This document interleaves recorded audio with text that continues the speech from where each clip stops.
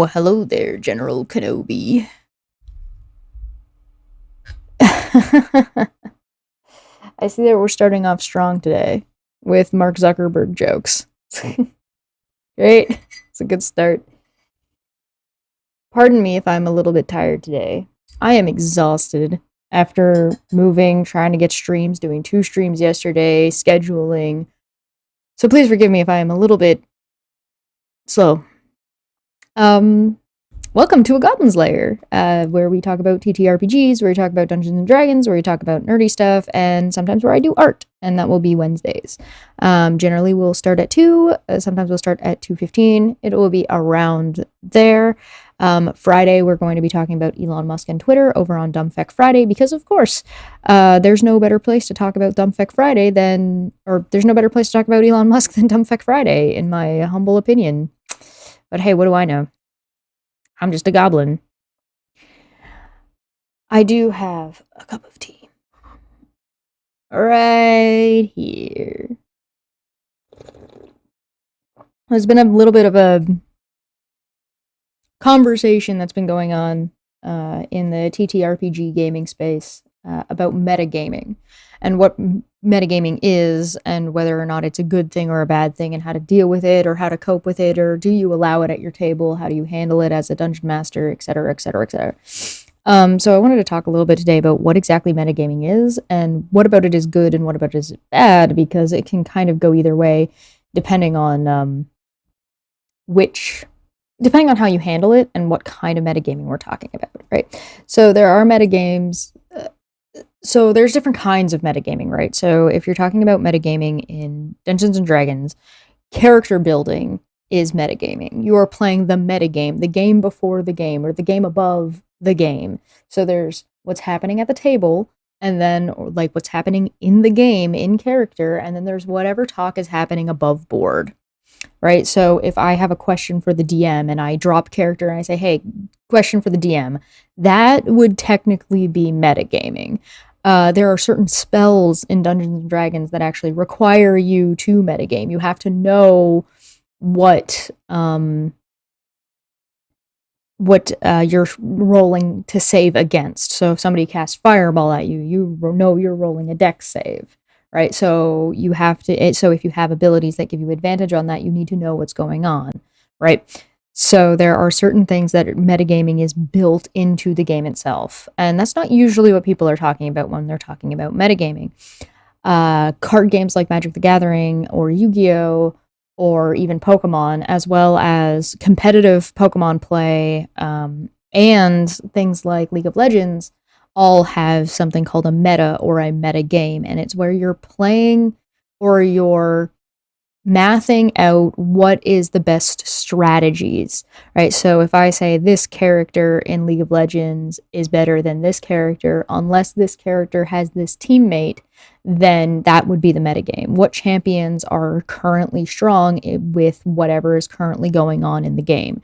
So if an item gets changed in League of Legends, then that will have a rippling effect on how that affects different champions at different points in the actual game itself. That would be considered metagaming.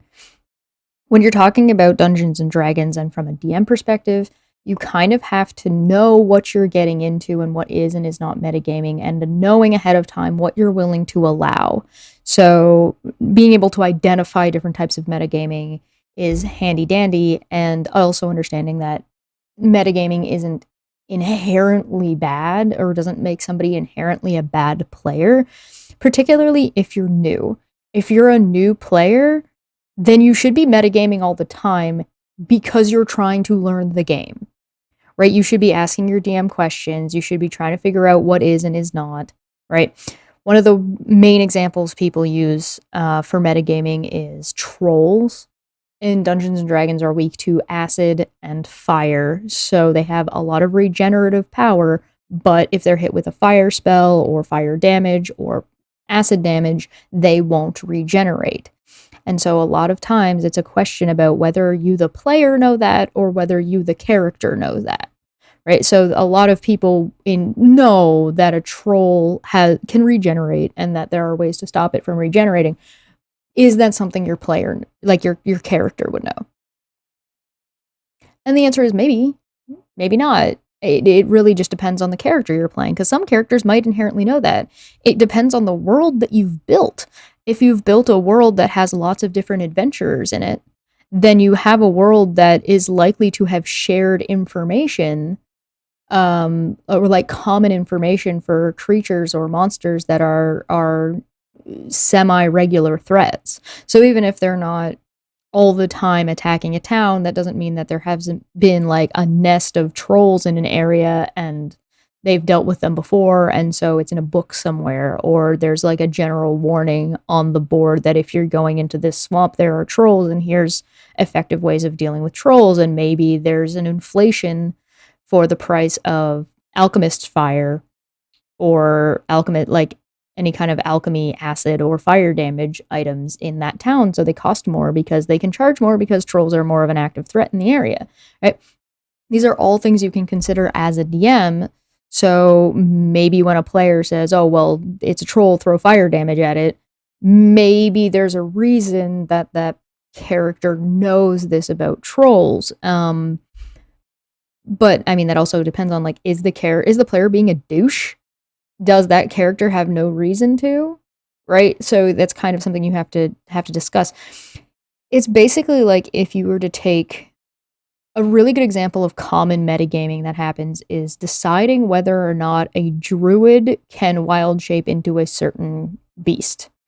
Because a druid should only be able to wild shape into something, into a creature that it's familiar with, right? So if somebody levels up and they're like, hey, I want to turn into a polar bear, and you're like, where would you have seen a polar bear? And a lot of people will say, well, I saw it in a book. And some DMs are cool with that. Some DMs are like, you know what? That's good enough. You're familiar enough with a polar bear that you can basically turn into a grizzly bear, but you're white. Some DMs are a little bit more strict and saying like, no, you have to have a little bit more intimate knowledge than I went to the zoo once, right? So yeah, druid should always go to the zoo. Druid should absolutely have spent a lot of time learning biology and having a good understanding of the creatures that they want to turn into, right? Yeah, exactly. Always go to the zoo. Once is not good enough. So it really, that would be a form of metagaming, of being like, okay, well, can you tell me why or when your character would have interacted with this creature in a way that would allow you to know enough about them to transform into them? And so the same thing applies with like different kinds of locks. And above board talk is not the same as in character talk, right? So if I go to pick a lock and the DM describes to me that it's a pretty standard lock, and I roll a 15 and it doesn't unlock that lock, I'm like, oh, so it's magic. It's magic. Arcane lock has been cast. So I know that as a player, and if I say that out loud and be like, oh yeah, of course it is, I'm not saying that in character and giving other people information about that they should dispel magic. I'll say, okay, cool. So I know that it's an arcane lock, but my character might not know this. So I'll look at the DM and say, hey, is there any reason that my character would know that this is a magical lock with my 15 roll? Or like, is there another roll I can make? Or is this something that my character should be familiar with? Have I seen magical locks before? And in some cases, yes. And in some cases, no. It really just depends on what the DM says at that point, and then go from there. And if my character knows enough about magic, like say I've got training in Arcana, then it would make sense for me to like look to the rest of the party and say, hey, yo, does anybody have a dispel magic spell? Does anybody have dispel magic prepared? Can we just get rid of this so I can finish picking the lock? On the other hand, you have interplayer. So that's like character versus, or player versus DM, or player versus environment, I should say, because it's not versus DM. The DM is your friend most of the time, or at least they should be. So communicate with them. It's okay. They're not going to hurt you. But in the other sense, you could have a player versus player, where a player is like, well, I'm better at that investigation than you. Even though this is your moment, I'm better at investigation than you. So get out of my way. I'm going to do it.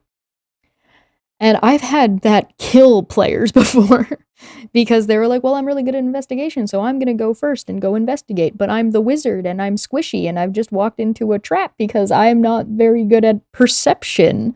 I'm good at investigation, but I didn't realize or notice that it was an ambush. Right? So the wizard got nuked into oblivion because my numbers are higher than yours. So just because, and this is how you deal with it as a DM in some cases, right? Like just because a character's numbers are higher doesn't inherently mean that you're going to survive whatever's coming down the list about other numbers, right? So you could say, hey, listen, that my wizard is really good at investigating and gathering information and very good at insight. Say they're a wise, old, well-learned man, but they're frail. So it's like, yeah, I might be able to follow these tracks really easily, or I might be able to investigate these dead bodies, but if there's an ambush here, I'm going to get nuked into oblivion immediately and I will die, which means them going first in this scenario is probably not the safest thing for the wizard to do. So it's not necessarily hard to punish quote unquote metagaming when it's player on player, right? It's just I've seen people also talking a little bit about. Sorry, I keep holding this up like I'm gonna drink it, and then I keep talking. So, forgive me. So there's also metagaming when it comes to like, in a player versus player, when a character is either bossing another player around or another character around, or something that's a little bit more legitimate. Something that's a little bit more legitimate would be like, okay, well, I'm the fighter, and I'm higher up in initiative, but I'm gonna let the wizard go first. We've been fighting together for a good amount of time, and there's a bunch of enemies over there, and I know if I run in there, it's gonna be harder for him to cast spells. So I'm gonna let the wizard go ahead of me. I'm gonna hold my action. I'm gonna let the wizard go first, drop a fireball on them, and then I'm going to run forward. To me, that's good metagaming because these are characters and people who have been fighting together for a long time. They're decent and they're decent at fighting and they're decent at knowing each other's abilities and what each other are good at. And so them playing to their strengths makes sense. Now, if you've got a situation where the party just leveled up, this character doesn't even know this person has Fireball and just assumes that they took Fireball, because you don't have to take Fireball if you don't want to. Despite what every meme will tell you and every build will tell you, Fireball is not a requirement. It is highly recommended. It is a very good spell, but you do not have to take it. So if the fighter player assumes that the wizard player took Fireball, they just hit level 3. Their party only really just met each other because you started at level 3. And the fighter goes, oh, I'm not going to go. I'm going to wait for this guy to cast Fireball. Hey, you cast Fireball, then I'm going to go. And the person goes, I don't have Fireball. And then they start berating that other player, being like, well, what the fuck's wrong with you? Why wouldn't you pick Fireball? Fireball's like the best spell ever. Like, why wouldn't you take Fireball? That's ridiculous. What are you, stupid? I've definitely seen it more than once where a party or a group or a couple players will berate a wizard player because the wizard didn't pick the spells they think are the most advantageous for any situation. And as a DM, you need to step on that like immediately. Like you need to step in and say, what do you I'm sorry, do you cast magic at all? Do you need a magic caster? Then shut up, because this is a magic caster you got. Otherwise you don't get any magic. Right, so that becomes like an interplayer conflict, right? And so the meta of the game is kind of getting in the way of playing as a team, right? Important metagame like is this mind flayer going to be able to f us up, and can we talk for a little bit, or like maybe TD Lane shouldn't lick a bathtub, but he already decided to. Lamau. Yeah, it depends on how. Part of that will have to do with how serious your game is. So, like, if you're being super serious about what's going on, then yeah, licking random bathtubs generally not recommended, right? It kind of Why would you, right? But you don't necessarily know. Like I think I had explained this to Maddie at one point. I told her if I was DMing that scenario, no matter what the mimic was in that room, it would have been whatever item TD Lane decided to lick. So if originally the mimic was the toilet and he decided to lick the bathtub, the mimic is now the bathtub. Like, I would have just immediately changed it as soon as he made that decision, right? So as the DM, I'm allowed to metagame all I want, as long as it's not like cheating. When it comes to whether or not helping newer players and helping somebody who's not necessarily as apt at the game when it comes to their build or what they're doing or kind of how to approach combat is not the same as just bossing people around. Everybody's got different kinds of playstyles. Some playstyles work together, some don't. So you kind of have to pick and choose what you think is going to be best for your character, because what's best for your build might be I like to do a little bit of meta when I'm character building, and I say, okay, well, what's the theme around the character that I'm building? Is my character somebody who is running away from life? Is my character somebody who is like staunchly, this is the way things are, this is the way they behave? And their builds will kind of enact those character traits will start to show up in the way they fight, in the way their abilities kind of interact with each other. So my monk is very much somebody who runs really, really fast, has a lot of mobility, can go move ridiculous, can kind of interweave throughout combat because she spends a lot of time running away and avoiding life in general, or death in general. Depends on how you view it. 13 is a constant. 13 is, I do this is how it works, this is how it's going to be. So she's got the grappler feat, she's got the sentinel feat, she's a swashbuckler rogue, so she's got panache, which basically means you're fighting me, I'm dueling you, you don't go anywhere, we're here right now, I'm your opponent. That's the kind of stuff she does. Murphy is a glamour bard. And Murphy is a glamour bard who is a goblin who starts off as this like little idiot that bangs a pot and grows up and glows up into this like terrifying like Neilbolg who's just like, I am an agent of chaos and I'm fabulous. But he's not much of a combatant because he doesn't want to get in combat. He's like, no. You go punch that thing. I'm not gonna get my hands dirty. I don't want to get blood on my clothes. And so he's like, everybody loves me. Everybody loves me. I'm amazing. Look at everything I can do for everybody. Aren't I fantastic? So all of his spells kind of work around either being chaotic on the battlefield, as in like changing terrain or making people dance, or throwing snowballs.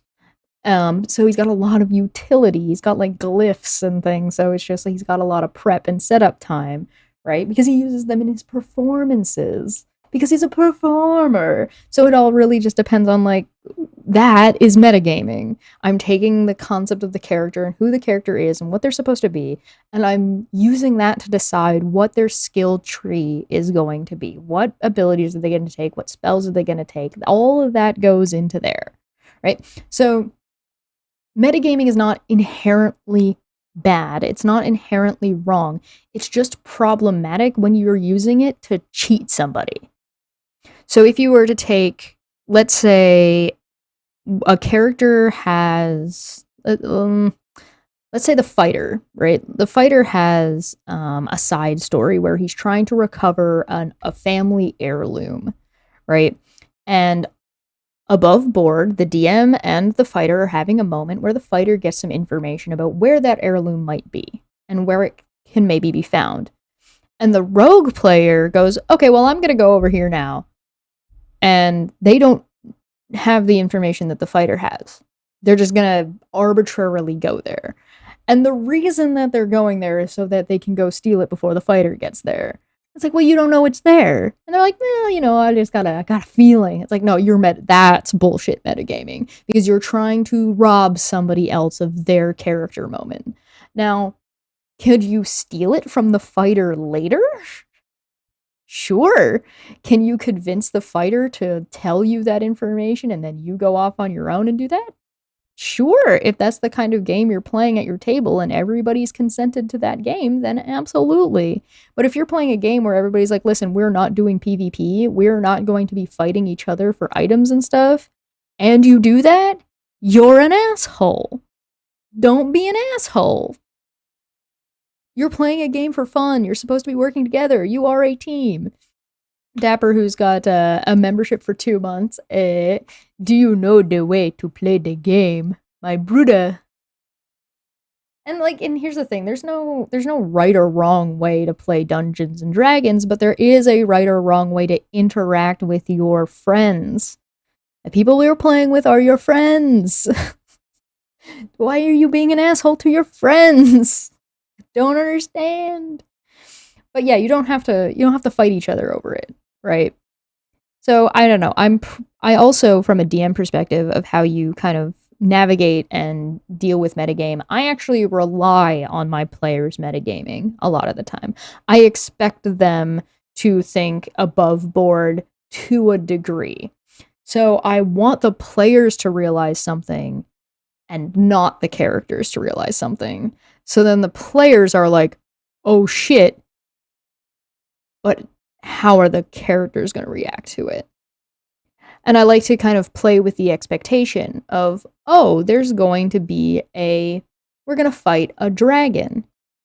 Okay, so how do we want to interact with this dragon? Well, we're going to make assumptions based on what we as players know and what we as characters know or don't know about dragons, right? And so if you get a description and you say there's a dragon rampaging in the north, most players will say, okay, a raging dragon, let's say we're level 5.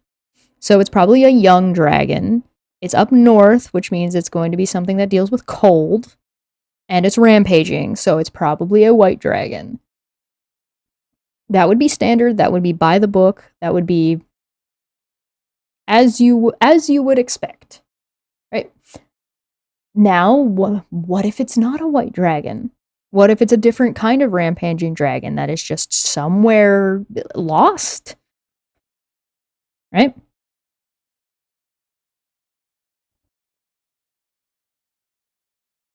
Helios says a fighter, knowing that red dragons breathe fire and are immune to fire isn't metagaming. Your character lives in a world with monsters, creatures, and your job is to kill them. They would know this. Potentially, it depends on the fighter, right? If you're a gladiator fighter, then maybe you've got more information on chimera.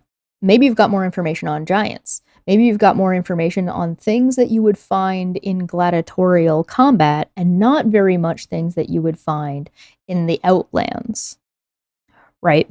So maybe you would have a lot of information on things like hook horrors or things like rust monsters, right? Depending on what society you're in.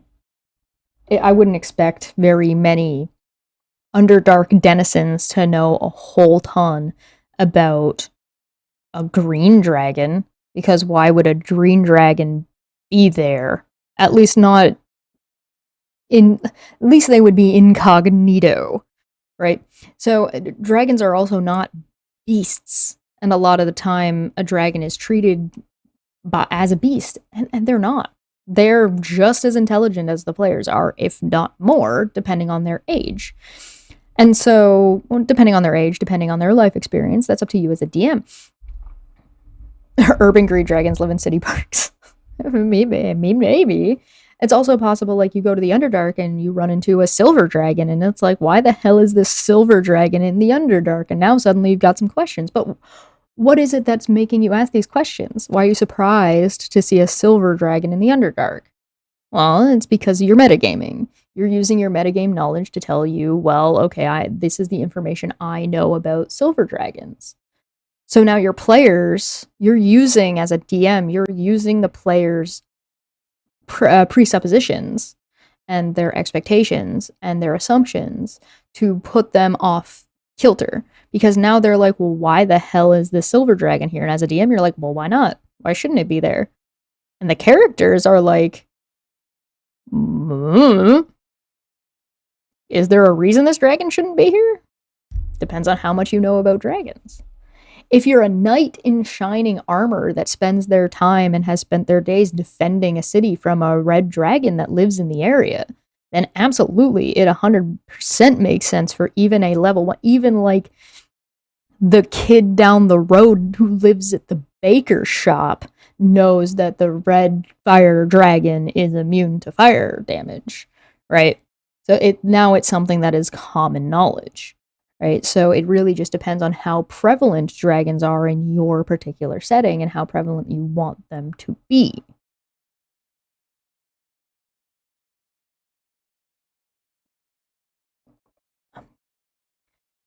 Another good point, yeah, Helios, that's a great point. Another good point is that your character knows more about their world than the player does. A lot of times, yes. And it really just depends. It really, really does just depend on your setting and the way you and your DM have worked on your character. If your character is a well-traveled, worldly like character, then it makes sense that they would have knowledge more or less, and maybe they have to roll history checks, or maybe they have to roll insight checks, and they just have like advantage, or they have a lower DC than other people will. I played a character, that one actually, and I rolled a dice to see how many planes of existence my character had already visited before the start of the campaign. I think I rolled a d12 and I got like 10. So I had been to most of them. Now, did I traverse them thoroughly? Well, I may know a little bit more about others, ones that are more common and easier to get to, but at the same time, I might not have like in-depth knowledge of, if you visit the material plane, you have an idea of what the material plane is like, but have you been to Undercities? Have you been to the Underdark? Have you been in dungeons? Have you been in, right? There's a lot more information. Different cities, different continents will have different ways of existing, right? So just because you've been to a plane doesn't really mean you're necessarily going to have a large understanding of it. A good example of this is Sigil. Sigil is nuts. Or the elemental plane of water. There's a big difference between the surface of the elemental plane of water and the depths of the elemental plane of water and everything in between. My character is a hermit that stays home all day and plays video games or the equivalent. So that's a great example. So let's say you're a sorcerer who is a hermit. You've got the hermit background. You've lived in a city for up until your adult life, let's say, up until you were like, let's say you were 16, and you go and decide you hate the city, you don't want to live there anymore, and you decide to go be a hermit, and you live out in the woods. And let's say your family's blacksmiths or something. So you'd maybe have a little bit of information about, you would have some knowledge of adventures exist, horses exist, there are societies, and money is a currency. You would have, like, conceptually, you would understand those things. And let's say it's been 40 years. Well, the political landscape isn't going to be the same as much as you maybe did or did not understand it based on how much you cared as a kid, which is probably not a whole lot. You would probably have a pretty decent knowledge of the local wildlife. So whether that be trolls, whether that be orcs, goblins, bears, owl bears, various types of birds, rabbits, squirrels, different types of bugs, plant life.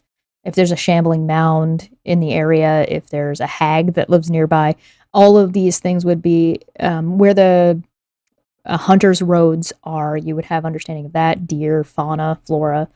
You would have a decent idea of more popular traversed areas versus more wilds areas. You would have a decent understanding of how to survive in these areas. You would have a decent understanding of like what the rainy season does and what you need to look out for in said season.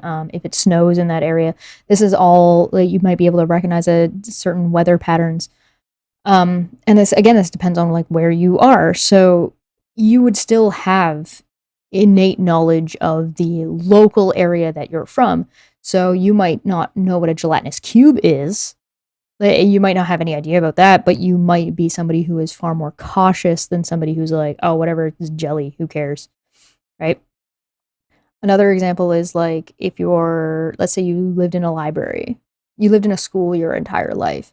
And so you have a lot of knowledge, but not a whole lot of it is practical. So you might think that, oh, hey, it's a black pudding, or hey, it's an ochre ooze, it's a slime. And you'd be like, oh, well, slimes aren't very strong. We can just fight the slime, no problem. But because you have no practical experience, you don't have any applied knowledge. And that applied knowledge could put you in peril because you're not understanding, like, you're not equating HP properly, right?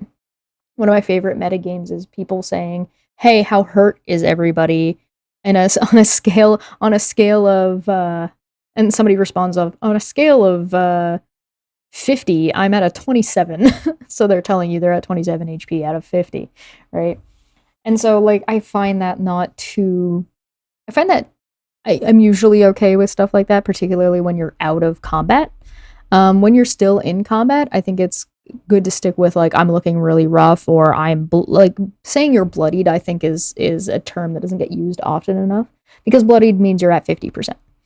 Um, but it's also like a good visual descriptor, right? You're like, I'm bloodied, like I am covered in my own blood. I am having a rough time.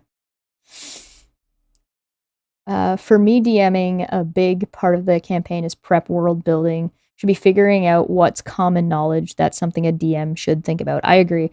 Thinking about what is common knowledge and what is not, and what is common knowledge in some areas and isn't common knowledge in other areas, right? So one city might have a lot of knowledge about this thing, another city might have a lot of knowledge about this other thing, different continents, people who sail the seas might have, it might be common knowledge among sailors. It might be common knowledge, like, for example, like, common knowledge that most people that live in urban cities in North America would say, avoid a skunk and try not to startle it. If it raises its tail, it might spray you. It's going to smell real bad. But if you make a little, but they're not too dangerous. They get spooked easily, and you just leave them alone, and they'll leave you alone, no problem. Right? Somebody who doesn't know what a squirrel is, or sorry, somebody who doesn't know what a skunk is, might look at us, but knows what a squirrel is, might look at a skunk and think it's a weird squirrel, and be like, oh, cool. And then, surprise, bad day. Right? There's also, Helio said, there's also some fun with playing a character that is ignorant. I once played an 8-year-old child servant priest of Palor. I knew a lot about being a priest and alchemy, but that was about it. Yeah, and it's fun to not know things, and it's fun to play a character who doesn't know things. It doesn't mean that they're stupid. It just means that they just don't have knowledge. Having knowledge is not having knowledge isn't a crime. Not having knowledge is something that everybody has to deal with, and it's something that everybody lives with. You can't know everything about the world, right? So not having knowledge is perfectly acceptable. It's perfectly fine. And like, as long as you don't be terribly obnoxious about it, which could be frustrating at the table depending on who you're playing with, then it's not really that big of a deal. It's not a big problem, right? You can in character, or like out of character, be like, oh no, I'm in danger. And then your character is just like, well, I'm gonna go check it out because my character doesn't know shit. I just think there's a lot of fun you can have with metagaming, and I think if it gets blanket covered as like a bad thing, then I think people are missing out on a lot of fun that you can have, particularly as a DM, and setting expectations or undermining people's expectations of when they run into something. So it's also super duper fun to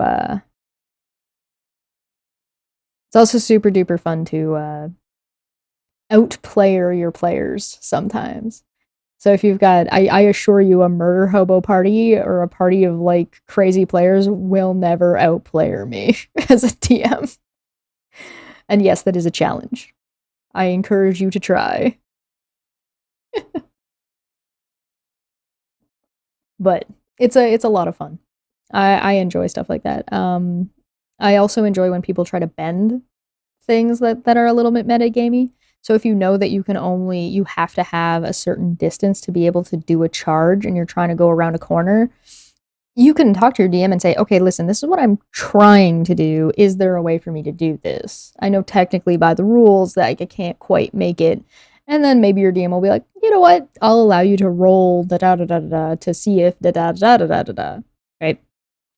Knowing something is a nat 20, and so knowing you're going guaranteed a success is kind of some nonsense metagame. I'm not a fan of that kind of stuff. And I think that's coming with D&D 1, right? Where you get like, I generally have a nat 20 have the outcome, or at least a degree of the outcome that you're trying for. So if you're not strong enough to break chains, but you're going to try and you roll a 20, you can hear them creaking. You haven't fully succeeded, but you are succeeding. Or I want to scare the shit out of that person.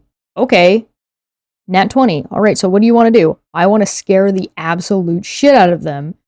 Okay, well, they are incredibly afraid of you. They've peed their pants a little bit, and they're going to call the guard.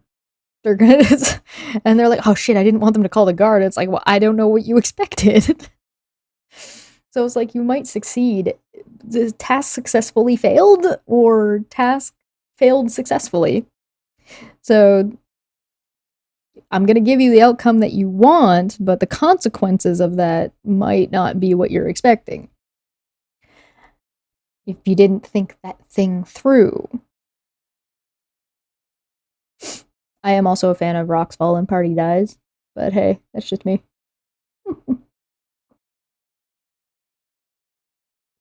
Alright, a great example of common knowledge differences in North America area are people who know that if you see a bear cub, you are in immediate danger, and in Central Africa know that large scorpions are safe. Yep.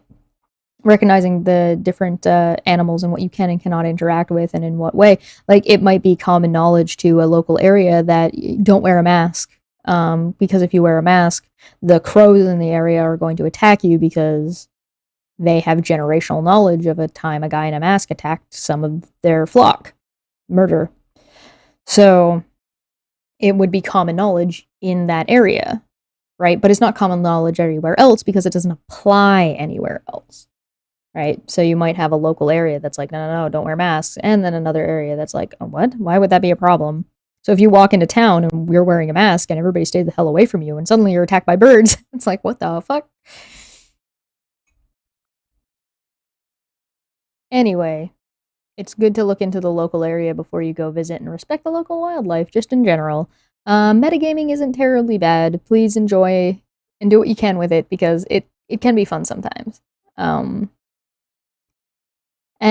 don't be a dick. If you're metagaming to steal something, whether that be the spotlight, whether that be an item, whether it be a character moment, yeah, you're being the asshole, and it's on the DM to fix and jump onto that and adjust it as needed. And that how that is approached is going to be entirely dependent on your group and the people you're dealing with. If it's an ongoing problem and it's like you need to kick that person out, then you need to kick that person out. If you've got a different problem where you can talk about it, or maybe they can make the attempt and they just get foiled at every fucking turn and they're just having a real bad day, well, then maybe that's in order as well. Anyway, I'm going to get on out of here. Thank you, everybody, for joining me. I hope you learned a little bit about metagaming. I hope you take it with you, and I hope you can actually enjoy some maybe metagaming in the future about when it is and is not appropriate. But thanks for coming. And I will be back on Friday. We're going to talk about Elon Musk, and it is going to be a glorious Dumbfeck Friday. I'll see you guys next time. Bye.